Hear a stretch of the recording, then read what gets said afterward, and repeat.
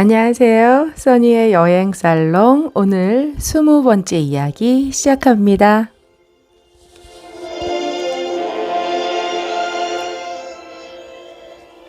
주말 잘 보내셨나요? 더블린에는 오랜만에 좀 세찬 비가 내렸습니다. 겨울인데도 올겨울은 조금 따뜻하기도 하고 비도 거의 오지 않았거든요. 그런데 주말 내내 토요일, 일요일 비가 꽤 왔습니다. 아일랜드는 비가 많이 오는 나라로 알려져 있기는 하지만 사실 그 연평균 강우량을 보면요. 한국보다도 적어요. 아셨나요? 좀 놀랍죠? 그래서 제가 때때로 좀 이렇게 비가 너무 안 오면 비가 기다려진다고 말하면 저희 아일랜드 친구들은 막 이렇게 너무 놀라면서 왜 비가 기다려지냐, 뭐 리얼리? 막 이러면서 이렇게 막 못 믿겠다는 듯이 그렇게 얘기를 해요. 그런데 저는 이렇게 아무 변화가 없는 하늘이 좀 심심하더라고요. 이렇게 구름이 좀 이렇게 변화무쌍하게 왔다 갔다 하거나 뭐 뭉게구름이 됐든 무슨 양떼구름이 됐든 하여튼간 구름이 좀 왔다 갔다 하면 그림 같잖아요. 그래서 재미도 있고 또 하다못해 눈이 오거나 비가 오거나 그러면 하늘이 좀 변화가 있으니까 더 이렇게 재밌는 것 같아요. 뭔가 영화 보는 것 같고 무성 영화 같은 그런 거 보는 것 같고 그렇습니다. 근데 물론 저도 바람이 심하게 부는 거는 별로 좋아하질 않아요. 바람이 심하게 불면 막 머리도 날리고 뭐 이렇게 사람이 이렇게 좀 정신을 못 차리는 것 같아요. 그렇지만 그것마저도 바람이 부는 것마저도 그냥 집에 있을 땐 괜찮은 것 같아요. 때때로 집에 가만히 앉아 있는데 창틈으로 들어오는 바람 소리, 이렇게 바람이 좀 세차게 불어서 쉥쉥 하면서 이렇게 바람 스치는 소리가 나면 꽤 운치가 있는 것 같고 또 이런 생각도 들어요. 내 머릿속에 있는 잡념이나 구석구석에 있는 먼지 같은 게 자잘한 화 뭐 이런 것들도 다 이렇게 좀 바람에 날려갈 것 같은 그런 상상이 되잖아요. 오늘 바람 얘기를 이렇게 드렸는데요. 오늘의 주제가 바람과 함께 사라지다. 이제 고전이라고 해도 무방한 영화가 됐죠. 이 영화를 통해서 아일랜드를 좀 맛보려고 하는 그런 이야기 준비했기 때문입니다. 바람과 함께 사라지다. 뭐가 사라질까요? 뭐 기억이 사라질 수도 있고 상처가 사라질 수도 있고 또는 연인이 사라질 수도 있겠죠. 이 영화가 시작하면서 처음에 이제 자막이 이렇게 설명처럼 나가는데 이 자막에는 문명이 사라진다라고 나오더라고요. 문명이 사라진다. 어떤 문명이 사라지는 걸까요? 그리고 또 이 영화 바람과 함께 사라지다 이게 미국 남북전쟁 배경으로 한 영화인데 무슨 아일랜드가 상관이 있습니까? 이렇게 하실 수도 있을 것 같아요. 그래서 오늘 영화의 흐름을 쭉 따라가면서 영화 속에서 보는 아일랜드 이야기 쏙쏙 써니가 뽑아 드릴 테니까요. 이 영화의 새로운 맛을 보시기 바랍니다. 영화 바람과 함께 사라지다. 영어로는 Gone with the Wind. 이 소설은요. 원래 원작자가 있고요. 마가렛 미철이라고 하는 분이 생애 단 한 편 쓰셨는데 처음이자 마지막으로 쓰신 그런 장편 소설이고 그 소설 원작을 바탕으로 해서 데이빗 셀릭즈라고 하는 분이 영화로 제작을 하셨습니다. 1939년 말에 개봉을 했고요. 이야기의 배경은 1861년 4월에 시작된 미국의 남북전쟁 상황을 배경으로 하고 있습니다. 영화가 전개되면서 주인공인 스칼렛 오하라가 전쟁의 소용돌이 속에서 어떻게 삶을 이끌어 가는지 잘 보여주는데요. 남북 전쟁 당시에 그런 정치적 상황이나 경제적 상황, 그리고 문명의 변화, 뭐 이런 것까지 보여주면서 사실상 이 원작을 역사 소설로 분류하는 분들도 많습니다. 저는 뭐 그냥 로맨스라고 생각하지만요. 이 영화에서 이 그 스칼렛 오하라의 아버지가 제럴드 오하라예요. 뭐 존 오하라라고 또 부르는데, 이 아버지는요 아일랜드에 있는 위클로우 출신의 그런 이민자고요. 야망이 굉장히 크고 또 야성적이면서도 굉장히 강인한 성격의 그런 성공한 이민자로 영화에서 나옵니다. 그런 반면에 어머니는 좀 정숙하고 교양 있는 그런 프랑스 분으로 나오는데요. 이 스칼렛은 굉장히 아름답고 매력적인 그런 외모를 가졌지만 성품은 다소 아버지를 닮은 것 같아요. 영화 내내 막 자신의 매력을 이용해서 이렇게 막 폭풍처럼 그 달려드는 그런 어려운 고비를 뭐 아주 열심히 헤쳐나가는 그래서 좀 강인한 외모와 달리 굉장히 강인한 그런 성품을 지닌 그런 인물로 나옵니다. 이 영화의 러닝타임이 무려 거의 4시간 가까이 돼요. 3시간 40몇 분 정도 되는데요. 엄청나게 긴 영화죠. 아마 제가 지금까지 봤던 영화 중에서 단연 가장 긴 영화였던 것 같아요. 영화가 이 정도로 4시간 가까이 되면 반나절이잖아요. 그러니까 좀 지루해질 법도 한데 지금도 생각이 나는데 아주 어렸을 때 봤는데요. 지루하기는커녕 그냥 영화 딱 끝났을 때 되게 아쉬웠고 그 4시간 가까이 되는 시간이 흘렀다는 게 정말 이렇게 믿을 수 없을 정도로 영화가 이렇게 휘리릭 지나간 것 같은 그런 감동을 줬던 영화입니다. 이 영화는 그렇게 긴 아주 지루할 것 같은, 그래서 누가 도대체 이 영화를 보려나 싶을 정도의 그런 예상도 있었지만 그런 예상을 깨고 당대 엄청난 히트를 치게 되죠. 그때 당시 그 아카데미 시상식에서요, 스칼렛 오하라가 여주인공 여우 주연상 스칼렛 오하라 역을 맡은 비비안 리가 여주인공 상을 받은 거를 비롯을 해서 여우 주연상을 받은 거죠. 작품상, 감독상 뭐 여러 가지 해가지고 그 아카데미 시상식 역사상 처음으로 10관왕을 차지했대요. 그럼 엄청난 기록이죠. 제가 알기로는 지금도 그 영화 흥행 기록을 깨지 못하고 있다고 알고 있는데 뭐 깬 영화가 있다면 알려주세요. 네. 이 영화의 가장 유명한 부분이 아마도 이 스칼렛 오하라가 마지막에 하는 대사죠. 내일은 내일의 태양이 뜰 테니까 라는 명대사 덕분에 아마 이 마지막 장면을 기억하는 분들이 굉장히 많으실 텐데요. 그러면 혹시 이 영화 시작은 어떻게 하는지 기억하세요? 기억하는 분 계신가요?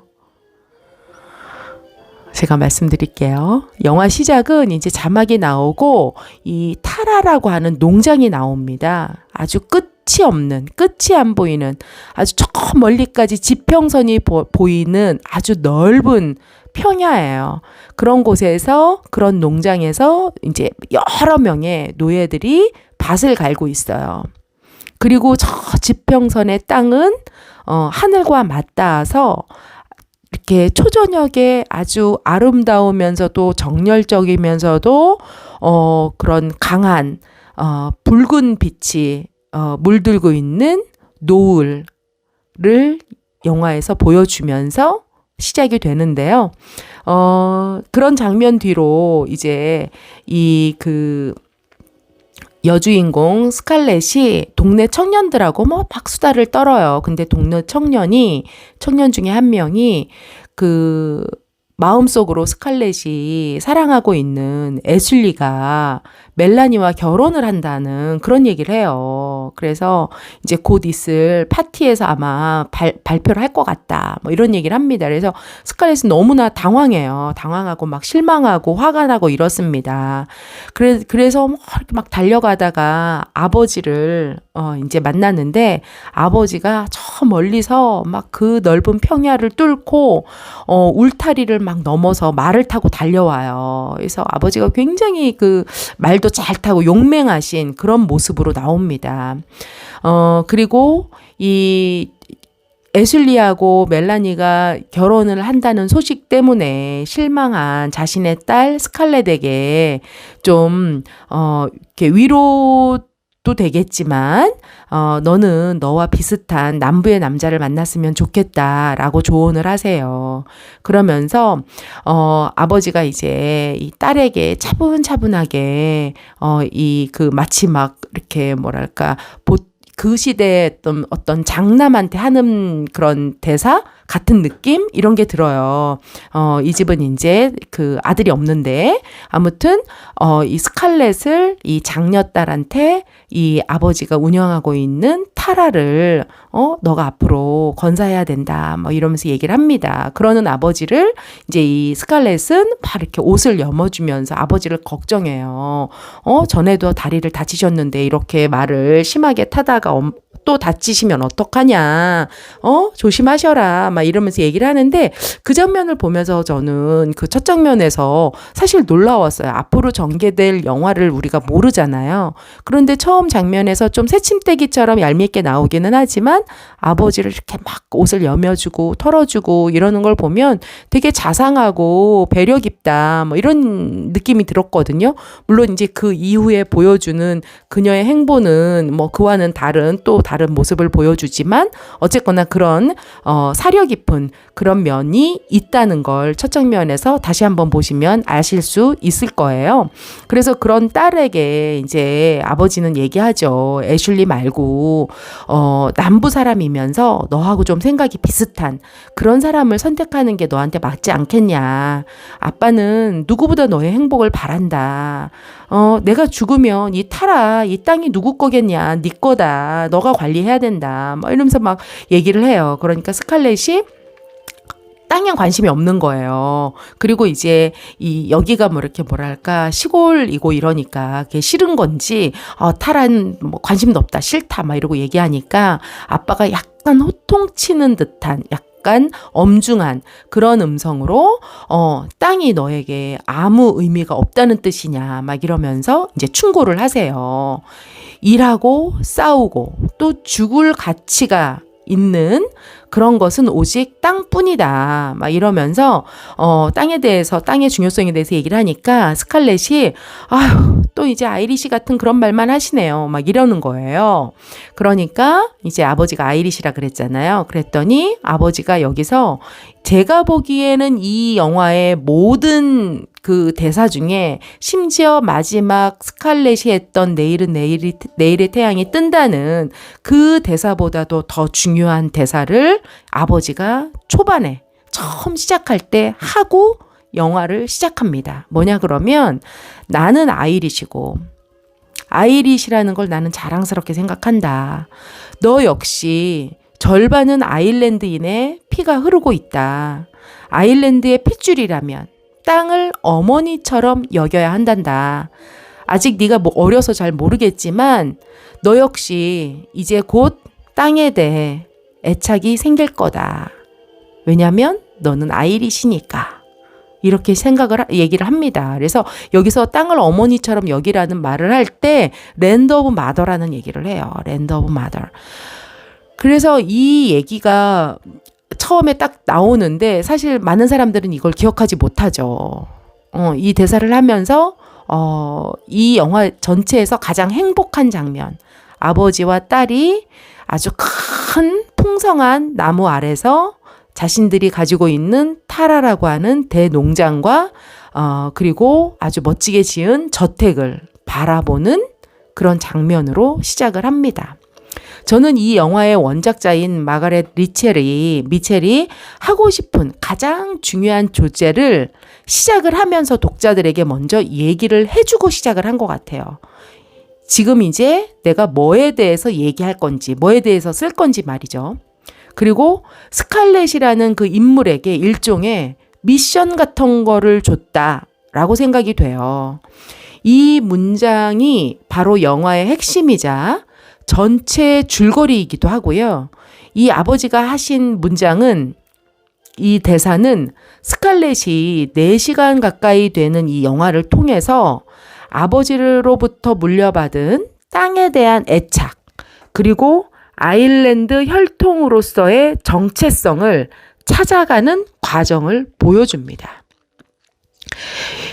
영화에선 이제 이렇게 다소 멋이나 부리고 철부지에다가 상당히 이기적이고 그런 여자로 나오지만 아버지는 이미 이 스칼렛이 얼마나 강인한 진념을 가지고 있는 아이인지 아셨던 것 같아요.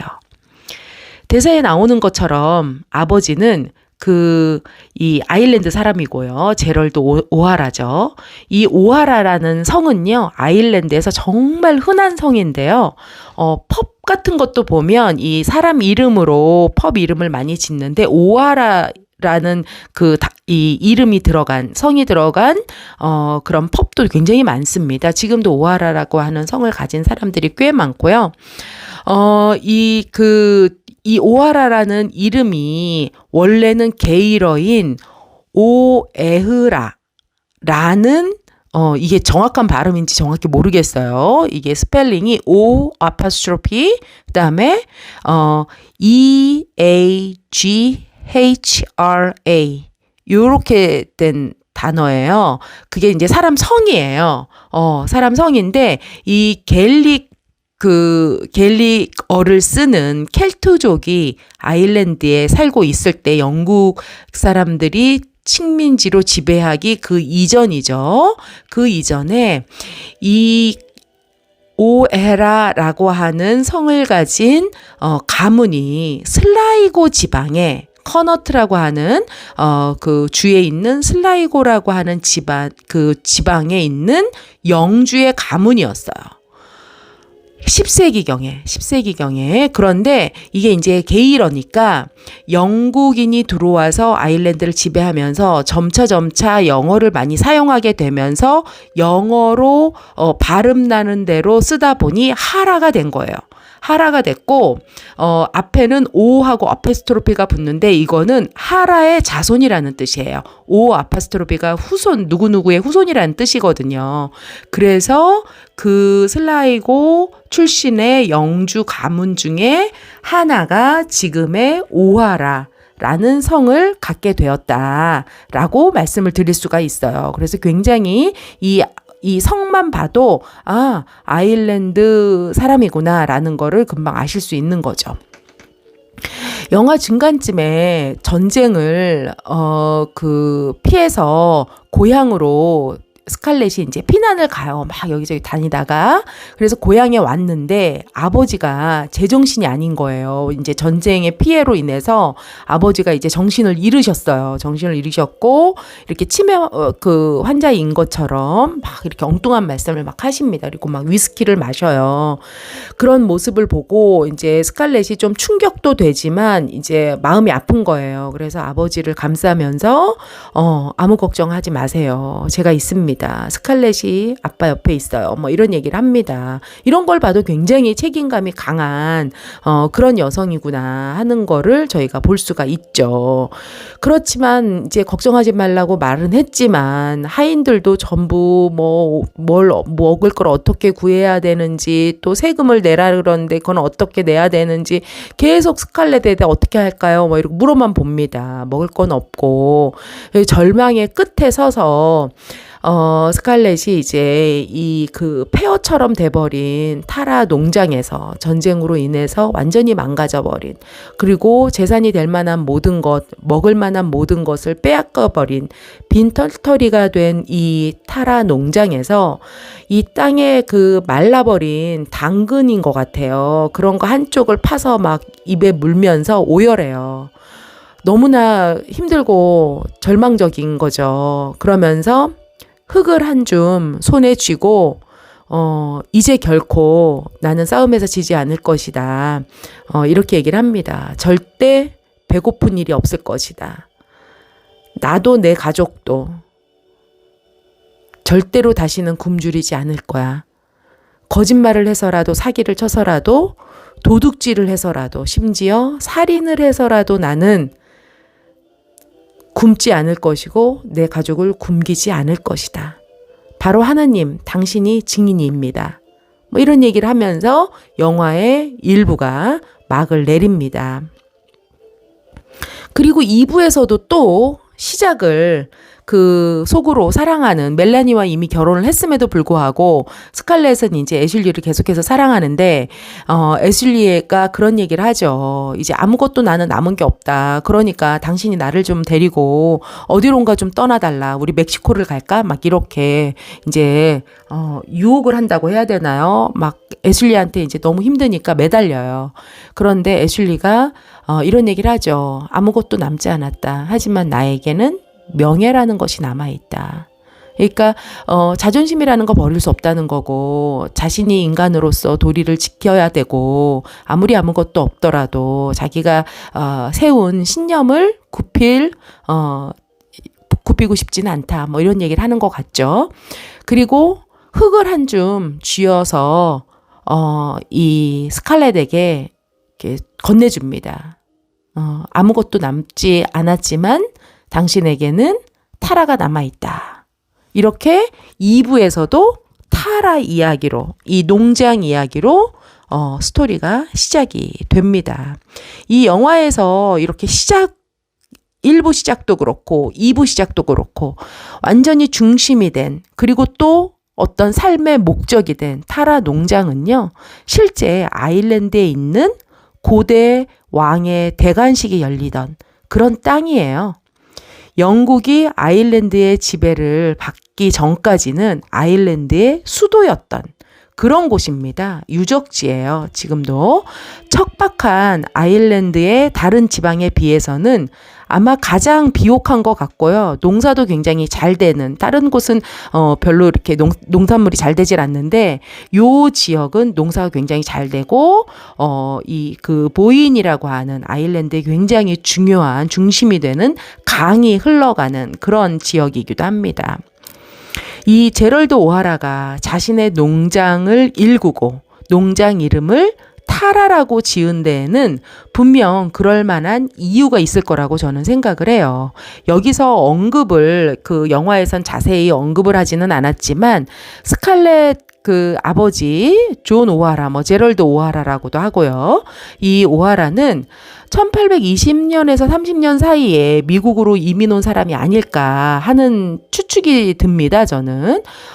그 인터미션 중간에 이제 1부 끝나고 인터미션이 잠깐 있고 이제 2부가 시작을 하는데 2부 시작하고 얼마 안 돼서 이 아버지가 사망을 해요. 이 사망할 때도 보면 그 말을 타고 가다가 사망을 하시는데 그 비석에 제럴드 오하라 아일랜드 위클로우 출신, 위클로우에서 1801년 6월 2일 날 태어났다. 이렇게 생몰이 적혀 있어요. 그리고 1865년 11월 14일에 이제 사망이라고 적혀 있습니다.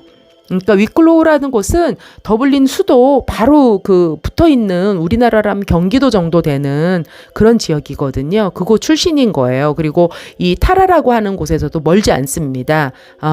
타라 역시 이 미스라고 하는 주인데 그게 더블린하고 붙어 있거든요. 더블린하고 바로 옆에 붙어 있어요. 그래서 그 멀지 않은 근교에 있는 땅이에요.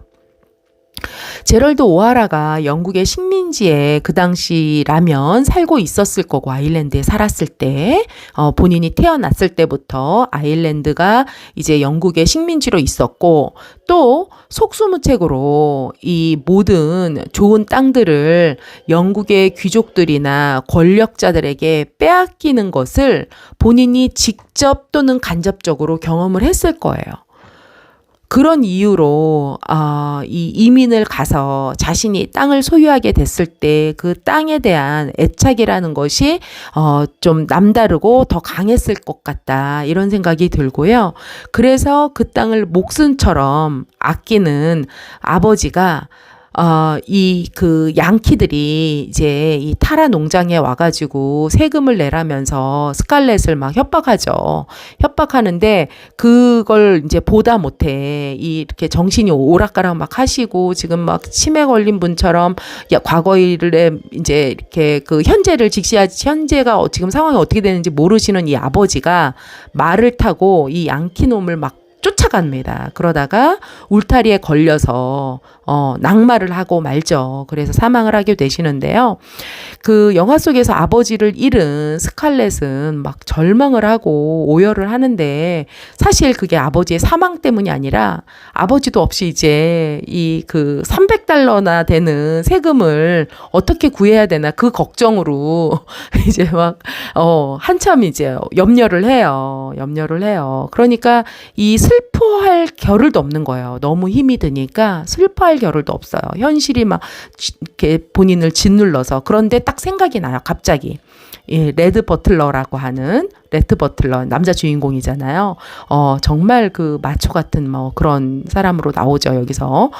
그래서 그 사람이 이제 돈이 많은 그런 무역하는 사람이니까 해양 무역을 하고 뭐 선장이라고 부르죠, 이 영화에서는.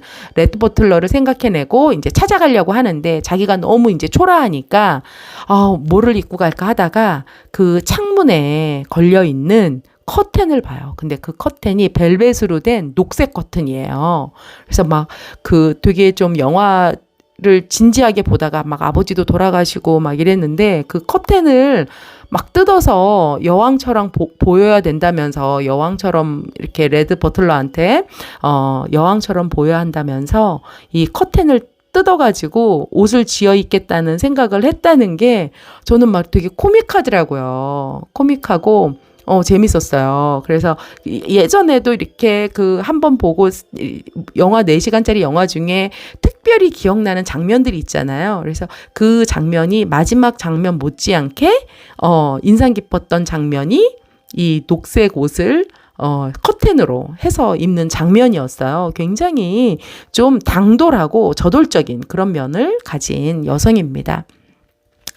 레드 버틀러 이제 그 선장한테 이 사람이 이제 감옥에 들어가 있는데 감옥에서 간수들한테 돈을 일부러 게임을 하면서 이렇게 져주면서 돈을 잃어줘요. 그래서 거기서 이제 좀 그 나름 대접을 받으면서 이 감옥에 갇혀 있는데 이제 레드 버틀러를 만나러 왔다고 하면서 찾아가죠.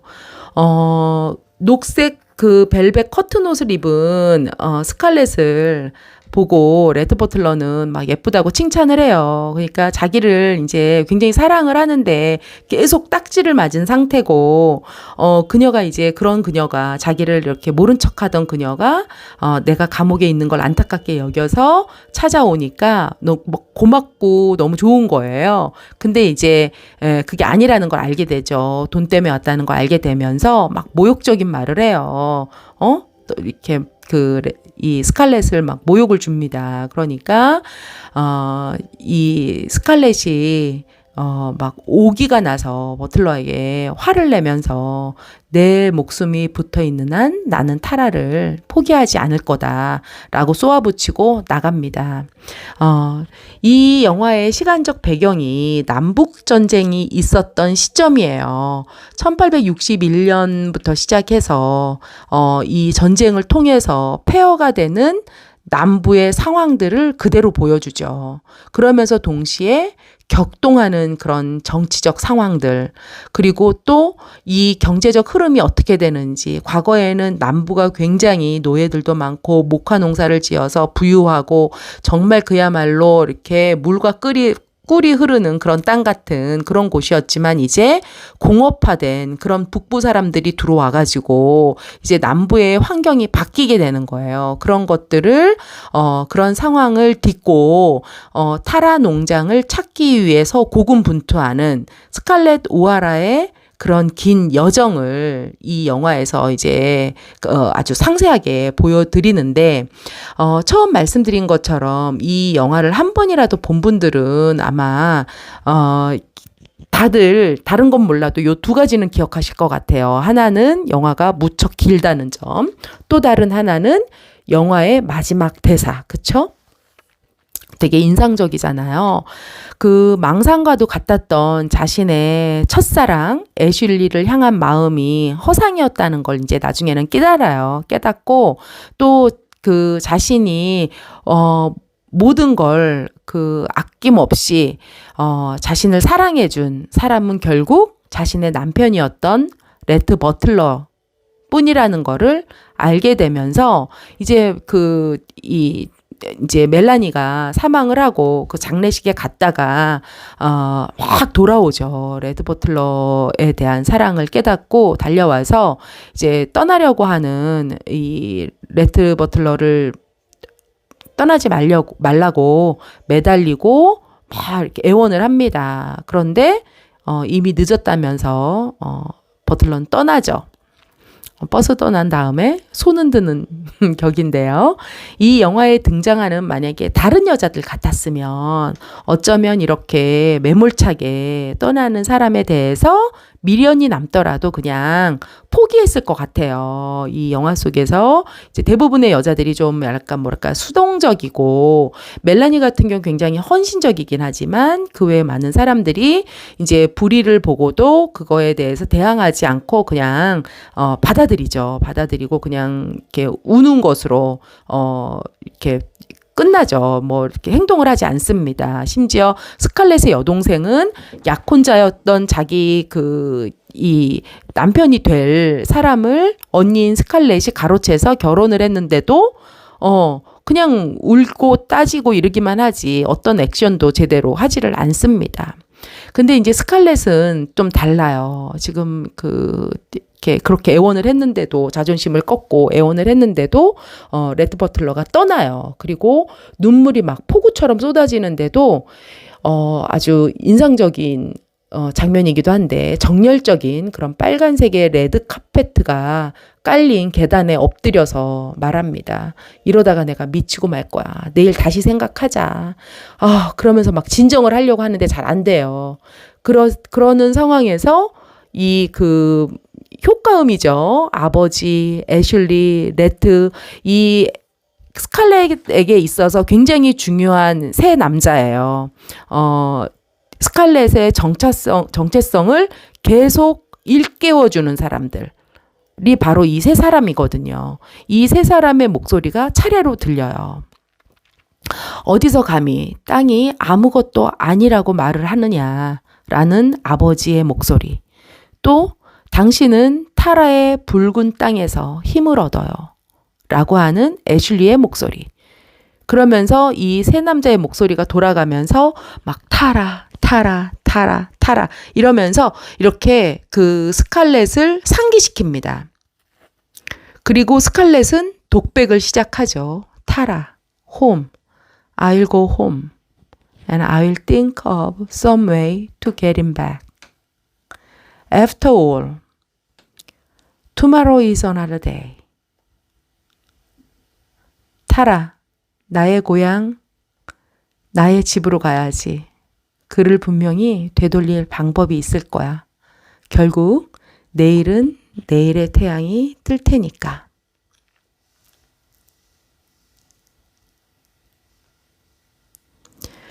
이렇게 영화는 마무리가 되고요. 그녀는 재기할 것 같은 그런 희망적인 메시지로 영화는 마무리가 되는데요. 결국 영화는 타라에서 시작해서 타라로 영화가 끝을 맺습니다.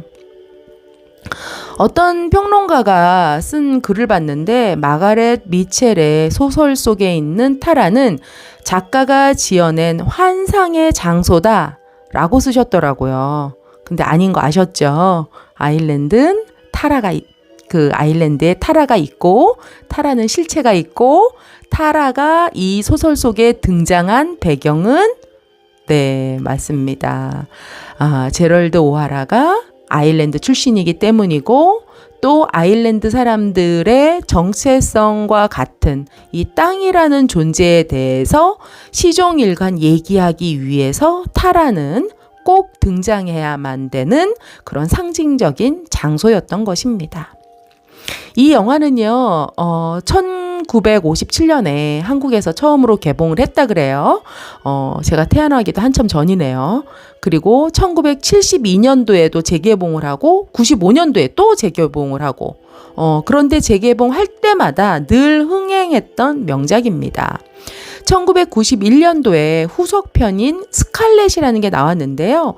제가 굉장히 좋아하는 이 장영희, 이 교수이자 번역가이신 장영희 님이 이 스칼렛을 번역을 하셨더라고요. 저는 그분이 번역했는지 그 당시 몰랐는데 제가 96년도에 이 책을 읽었거든요. 한국에 살 때. 한국에 살 때 이 책을 그때 읽으면서 사실 이제 원래 바람과 함께 사라지다 원작 보다는 좀 뭐랄까 덜 재미있었다고 그때 느꼈던 것 같아요. 근데 아무튼 그게 장영희 님이 번역한 거였더라고요.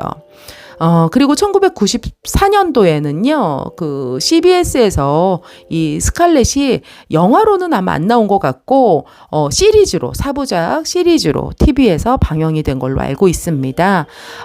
옛날 고전 영화를 요즘에 이제 다시 리메이크하는 경우가 많이 있는데, 이 바람과 함께 사라지다 역시 작년에 2021년도 4월에 리마스터링 버전이 나와서요, 예전보다 훨씬 좋은 화질로 영화가 상영이 됐고, 여러분들도 아마 다시 한번 보고 싶다 하시는 분들은 그 버전을 찾아서 한번 보시면 좋을 것 같습니다.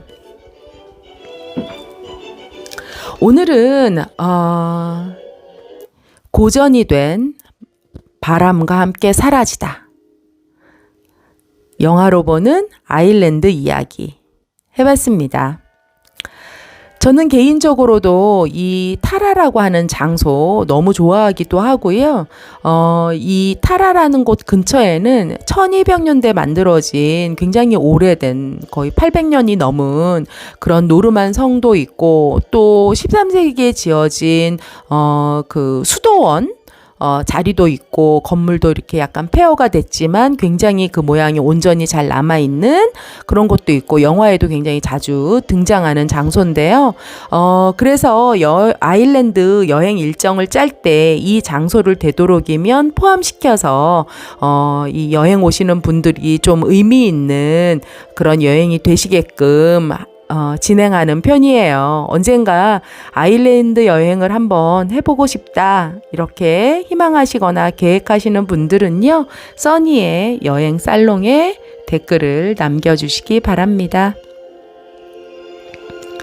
현장에서 직접 듣는 영화 이야기, 역사 이야기, 그리고 그곳을 스쳐간 많은 사람들의 이야기 써니가 들려드리도록 하겠습니다. 다음에도 또 흥미로운 이야기로 여러분 찾아뵙겠습니다. 오늘은 써니의 여행살롱 여기까지입니다. 들어주셔서 감사합니다.